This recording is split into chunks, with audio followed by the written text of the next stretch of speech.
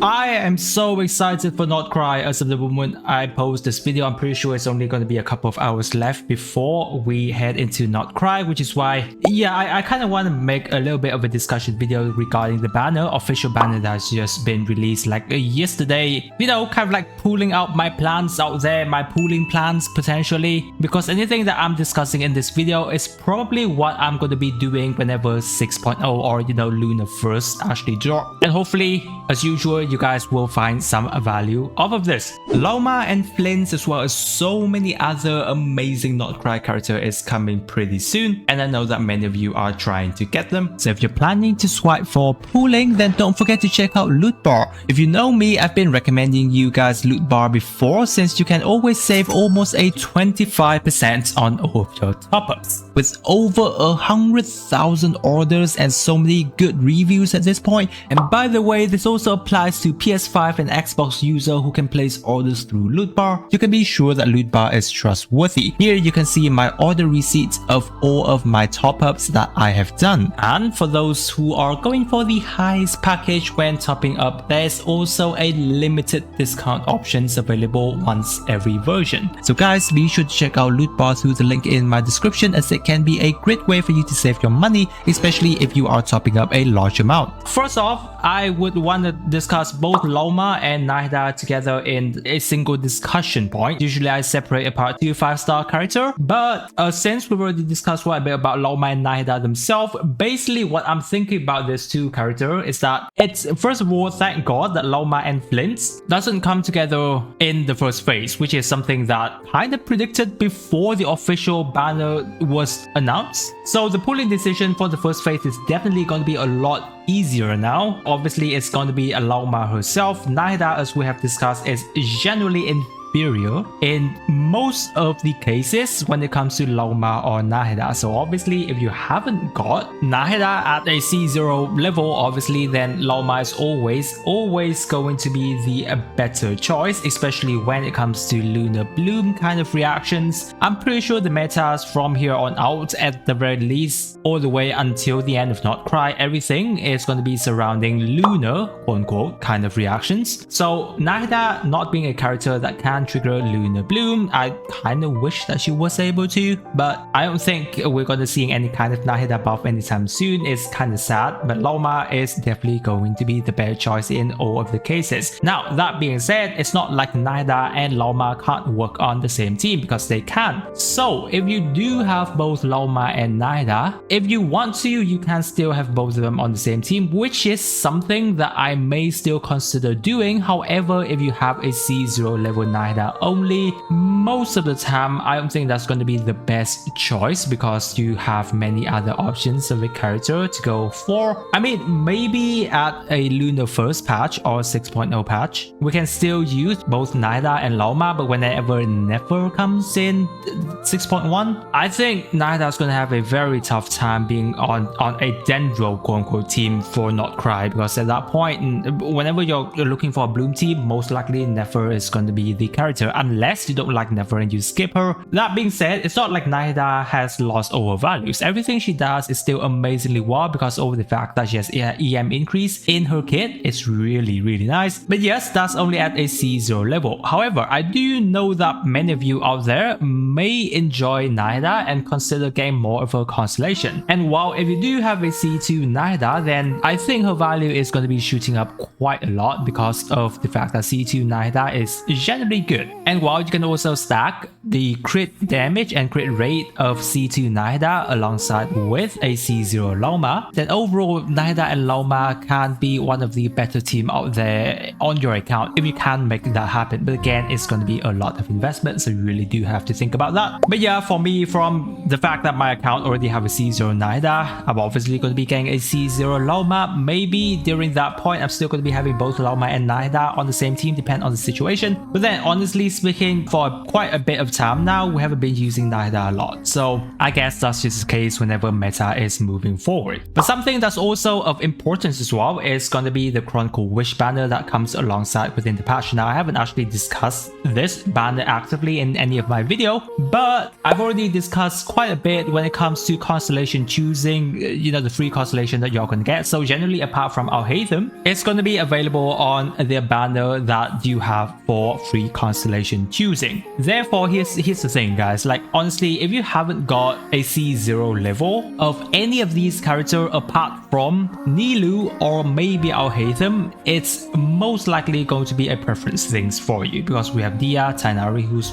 standard character. Wanderer and Sinos are definitely preference character. So yeah, preference is going to be your choice. I'm not going to be touching on them. The best character value though is going to be Nilou, definitely. Well, because yes, Lunar Bloom from Lauma is getting an insane increase, and Nilou is going to get a very nice buff from that. So her value is really nice. If you haven't got a Nilou, you're planning to get a C0 level Nilou, her value is still insanely good. However, before Nefer, kind of Nefer kit was a bit teased from the beta. Obviously, we're gonna have to wait for more info on Nefer herself, but probably Nefer is not gonna be working alongside with Nilou, which is kind of sad, because before we were expecting that Nilou, Nefer, Lauma, and Columbina is gonna be in one team, but now probably that's not gonna be a thing anymore. So technically speaking, Nilou is kind of nerfed. Most likely she's going to be shining, when it comes to the meta wise, she's going to be shining only in the Lunar first, not Krai phase, and then after that Nefer is probably going to take her place. But it doesn't mean that Nilou values actually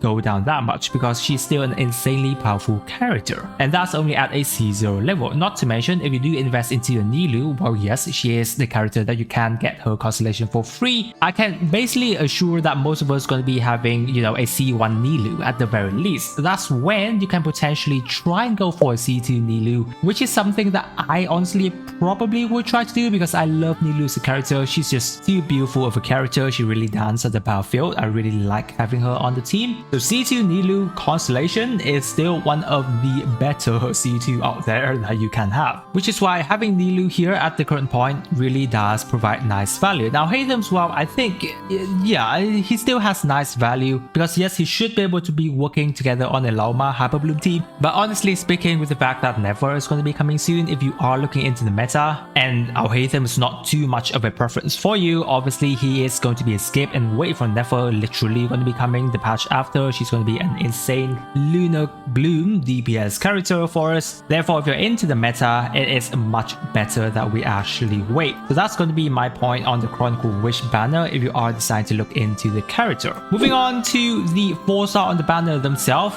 we already kind of get teased with the 4-star in a 6.0 live stream, so I think you guys have already been prepared a bit. Well, generally speaking, Kuki Shinobu is the only character that's really valuable on this banner, so it's kind of suck. Unless you really like Kave and you play around with him, then yes, Kave can work on the Lauma team and do decent bloom damage. And then other than that, Barbara, not too much of a high value, obviously, pretty much for free-to-play player for both Barbara and Kave, apart from Kuki Shinobu. But the fact that Lauma being here is a very good character, I don't think many of us are gonna mind. And yes, well, the 4-star could have potentially been worse. So I guess the 4-star on the banner is generally fine right now. Moving on to the weapon banner itself, I think any of you who are trying to go for the weapon banner this time around is actually really decent. I've already discussed a bit about Lauma's weapon investment in one of my other videos. If you want to have a more in-depth look into it, you can do so after this video, but obviously this is the signature for her. It does help her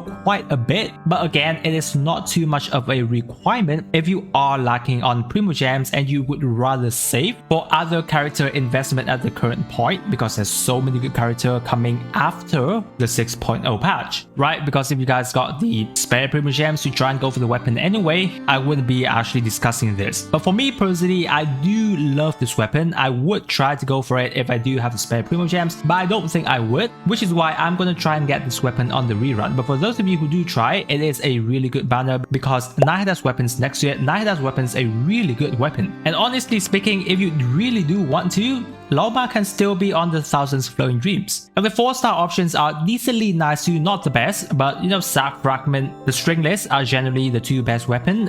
The Sack Claymore and Dragon's Bane, yeah, apart from the Dragon's Bane, you can still find some value on it, but the Flute and the Sack Claymore, it's generally going to be harder to use on many of the cases this time around. But I'm pretty sure if you're going for the weapon 5-star, I don't think you would be caring too much about the 4-star lineup. But the 4-star lineup of the weapon is generally not too bad. So as I've mentioned, the weapon banner is very decent this time around for those who are trying to go for the 5-star. But yes, that's not all, because we do have another weapon banner. As you know, they are the signature for the character on the Chronicle Banner. Generally speaking, the best value weapon is going to be the key from a Nilu's weapon. That is if you are playing on a Nilu or you have a Furina that haven't been invested. Generally, that's the only few character that the key would be really nice on. I do think that there are a couple of other 4-star characters that makes use of their key really well. But the difference between Nilu having the key signature and the other free-to-play weapon on her is generally really good. So if you are investing into a Nilu Bloom team, I suggest you try to get the key, because honestly, I don't know when this thing is actually going to be coming back. The rest is generally going to be preference. I just have to say that all of these weapons are generally quite universal, apart from Wanderer's weapons, which is a little bit more geared toward him. All of the weapons on the Chronicle Wish, if you really do want to, you get them. They can be quite universal and be used on many of the different characters. So it's not like they don't have value, but I'd rather you save the Primogems, honestly speaking,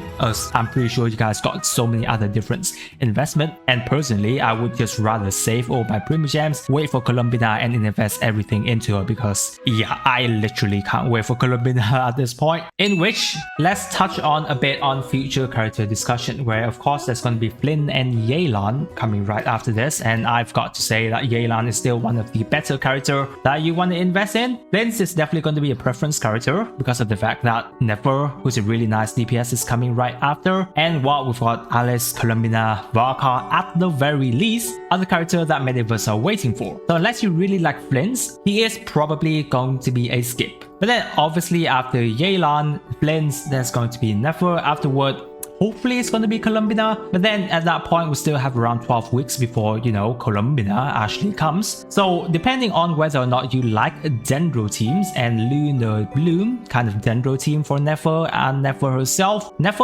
also might be a preference character depending on whether you like her or not. For me personally, I like Dendro teams, so I'm probably going to be going for Nefer. But for those who aren't, then I think that's going to be a good chance for you to consider whether or not you like to invest more during the Lunar first, not Cry patch, or save for probably a Lunar third, not Cry patch, where Columbina is probably going to come, or at least after Nefer comes, we're going to be knowing which character actually comes after Nefer. So guys, I think that's everything I have to say regarding the upcoming banner at the current point. Those are going to be my thoughts. If you do have any questions, leave it down in the comment section, and I or some other lovely Genshin players will get to you there. Again guys, if you're new to the channel, don't forget to subscribe to not miss out on my future Genshin videos. With that, I will catch you guys after Not Cry comes.